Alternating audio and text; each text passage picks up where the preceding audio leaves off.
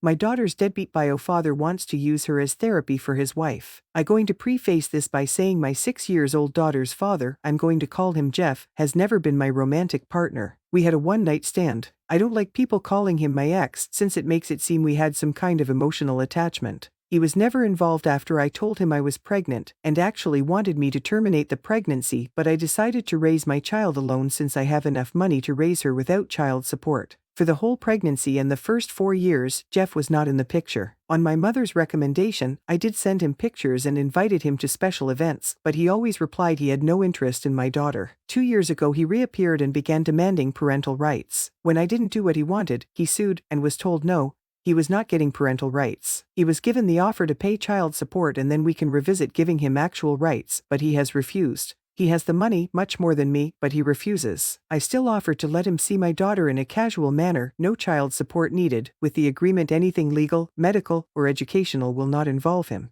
He pushed the boundaries and we had a fallout. After that, we didn't hear from him for almost 6 weeks before he called to meet for Christmas. After much discussion, I agreed to bring my daughter over on the condition my daughter's godparents could come. Thus we went over for Christmas dinner, and finding out Jeff is married and had never told his family he had a child. It was great to be judged by a bunch of strangers. It was uncomfortable the whole time. I'm going to use fake names, but let's say my daughter's name is Katie. His wife kept calling my daughter Gabrielle, not the actual name she used, but it was that different to my daughter's name. The wife was also very physical, trying to pick up my daughter or parent her. I would block her or tell her to please let me deal with my child. The whole time she pretty much ignored me, but Katie didn't seem nervous, so I decided to just bide my time. I hit my limit when my daughter said she needed the bathroom and this stranger went, "Oh Gaby, you need potty. Let mommy change you." My daughter hasn't worn diapers in a while now and she's more than capable of going alone to the bathroom. I immediately told her to stay away from my daughter and that we were leaving. The woman started wailing that I was kidnapping her baby girl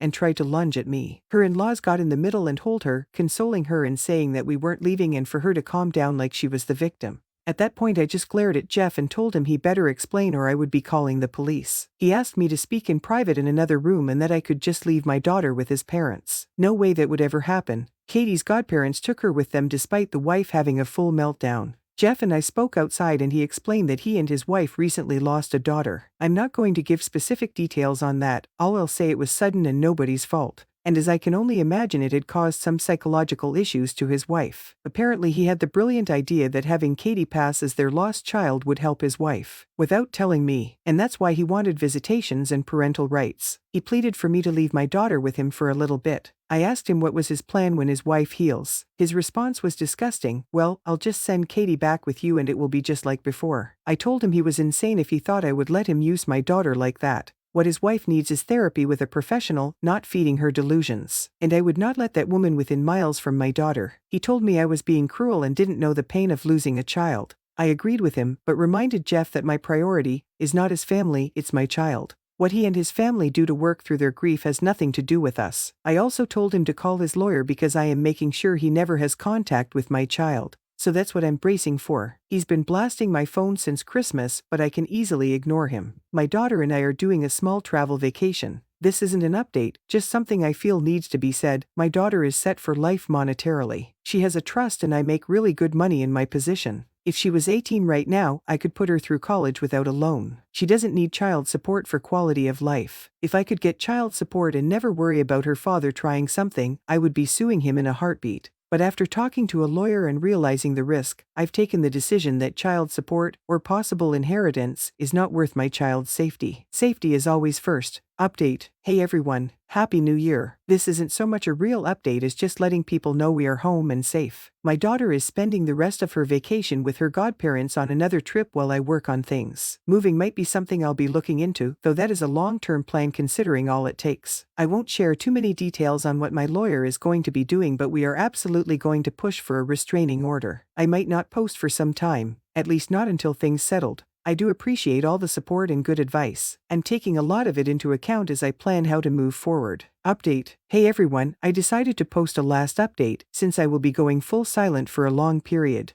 For those that didn't know, I'm right now dealing with my daughter's father and his delusion. He wants to use my daughter as a therapy doll for his wife that recently lost a child. A lot of people were worried for my daughter and me, and I truly appreciate it. We're both safe. She's currently having a great vacation with her godparents, and I'm currently making my own arrangements to move on. My lawyer is working hard on keeping everything in order. I know a cease and desist was his first action and we are going for no contact. He says we have a solid case and hopefully this will be resolved relatively fast. And by that I mean a year or two. We did get a temporary restraining order. It's only until our first court date, but after it could be extended. I haven't had direct contact with Jeff. He lawyered up too and tried to send a threat to take full custody. My lawyer laughed at it since his reasoning was parental alienation. Except I have proof I tried for years to have him involved. Apparently turning in a few emails showing my attempts was enough to get them to change parental alienation to a different reasoning. My lawyer is not worried in all honesty. For now I've decided after much thinking that moving is going to be necessary. It won't be something I can do on a whim, but I'll be looking into new houses within the month to hopefully move sometime this year. School will remain the same, but we will be speaking to the admin to make sure only certain people can pick her up. And part of that decision has been to hire a private driver. He's someone I absolutely trust and has worked for relatives in the past, so I'm very comfortable with the idea and so is my daughter. Now I just have to make sure they don't go for fast food every day after school. Things in all honesty are not that scary right now. I have a good lawyer, good evidence, and my little girl is happy and healthy, so I'm just going to focus on working things little by little. Because of the legal proceedings I don't think I'll be posting any updates anytime soon. And to those sending me PMs telling me I'm horrible for keeping my daughter from her father or telling me I shouldn't have had her in the first place, please kindly speak to the void. I'm too busy. Story 2, my husband demanded I hire my stepdaughter at my fashion company using nepotism after she failed to get in using her own skills. My stepdaughter Mia, she's 23 now and has been dreaming of working in the fashion world since she's young. I was married to her father when she was 15. She took many courses to work on herself and I might say she's good at picking fabrics and colors, however, she isn't good at designing. She's a good stylist but not a good designer. I started my business like 16 years ago. It was very small and low budget, but I was lucky enough to expand it to where it is now. Still not the biggest company out there but big enough in my region. Part of my expansion plan was to hire other young designers, so my team and I are quite selective of who gets the job and who doesn't because the design are products we sell, so it has to be good and past my judgment board. Which also means I'm not the sole judge who gets to choose while I most definitely can. I prefer to hear what others have and decided with them. My husband asked me to have Mia as a designer in my company. From the very start I knew Mia wasn't a good designer, but I told my husband have her apply for the job and submit her papers for me and the team to look at them and examine her skills. I think he was kinda surprised I said apply for it instead of an immediate yes, but he still told Mia, who sent a thank you text for helping her. I don't know what exactly my husband told her so she would send a thank you text, but I replied saying that I'll be waiting for her along with the judges to examine her work constructively and wished her luck. I honestly don't know till this day, did my husband lie to her or did she send such text to guilt trip me? I have no clue. Anyways, her day came and no one saw her stuff on par with our criteria, so she was sent an email that she wasn't accepted.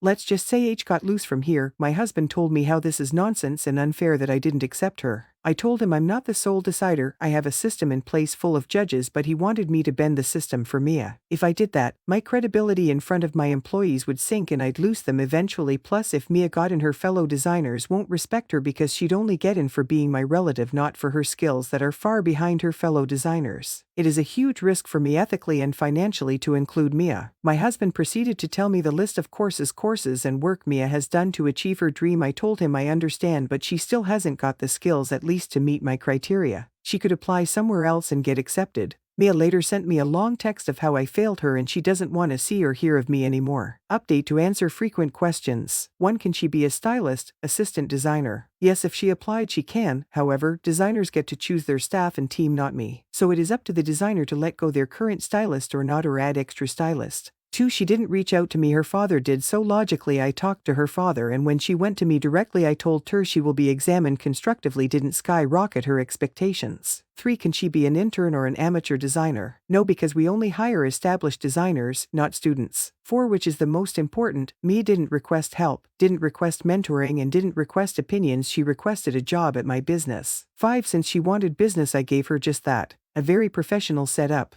I expected she'd fail. I wasn't 100% sure, as I already stated there are judges. I believe that going through process of professionalism, either getting accepted or rejected, is an experience and process everyone should have. 6. Yes, I can hire anyone and overstep all my judges. I choose not to because I abide my own standards and morals. So while I technically can, bending my set of rules will mark my downfall. and hurt my integrity in the industry and within myself.